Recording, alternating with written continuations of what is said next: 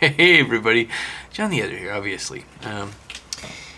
And I want to talk about false accusations of rape because, I like to talk about that, and it's also primarily the activity that the Lighthouse Project is pursuing. For those new to the channel or who don't know, Lighthouse Project is a project we help people who have been falsely accused of rape. We don't replace lawyers, but we do an awful lot of research, and we put informational packages together for people who've been falsely accused. And having been involved in this for, a short period of time so far, something has become very, very obvious to me. And it's the answer to the question, why would she lie?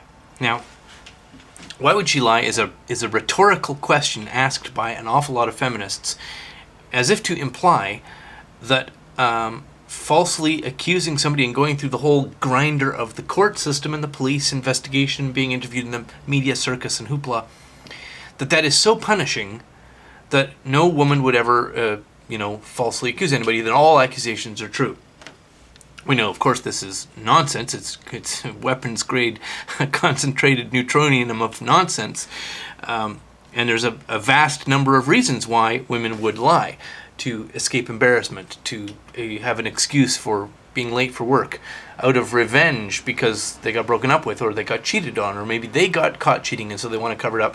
I mean, the reasons are endless. But here's another one.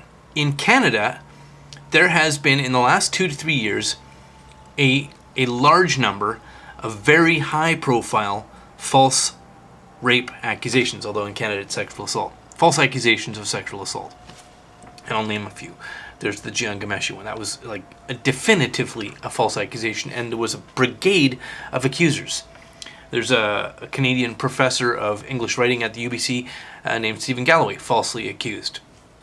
Another professor out in Toronto, whose name escapes me, but he looks like Alexi Sales, so that's how I think of him, falsely accused. And following these cases with a close and attentive eye, and looking at the details, what I have noticed, and I'm sure anybody else has also noticed, is there is a number of people on the feminist side of this whose names keep popping up over and over. The same group of people. And I don't want to get too much into pointing the fingers and naming the names. That's really not the topic of this video. The names keep coming up in case after case. You see the same people, the same lawyers, the same campus activists, the same grievance industry people. So I come to the answer, why would she lie? And the answer is, a false accusation of rape is a political vehicle. It's a ladder that an accuser working with a group, working with a network, use to gather power, to blackmail organizations, to get laws changed. It's a tool to get judges thrown off the bench or forcibly re-educated. It's a tool to have new laws written. A false accusation, the thing that we keep seeing, and I'm not talking, I think this one's false. We're talking about the ones we keep seeing in the media, which turn out to be definitively false. Fraudulent accusations, and there's no consequences for the accusers. Well, there is a consequence. They gain political power. The feminists, when you try to point this out, when you come at this from a men's rights or maybe a civil rights or a human rights point of view, and you talk about the carnage and the damage done to people who are falsely accused, and you say this is so egregious, the feminists will turn around and say, you are insane and paranoid and completely self-involved if you think that feminists or women are out to get you. And when they say that, they're right. They're not lying.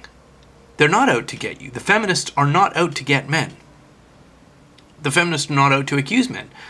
They're not out to destroy people's lives, at least not men's lives. That they end up doing that is incidental. It's just a byproduct. The men who are falsely accused, who are knowingly thrown through this grinder of the court of public opinion and the actual courts, the police, who have to expend their entire life savings if they have it, who go massively into debt to defend themselves against false accusations, and who in some cases go to jail and have their lives ruined permanently.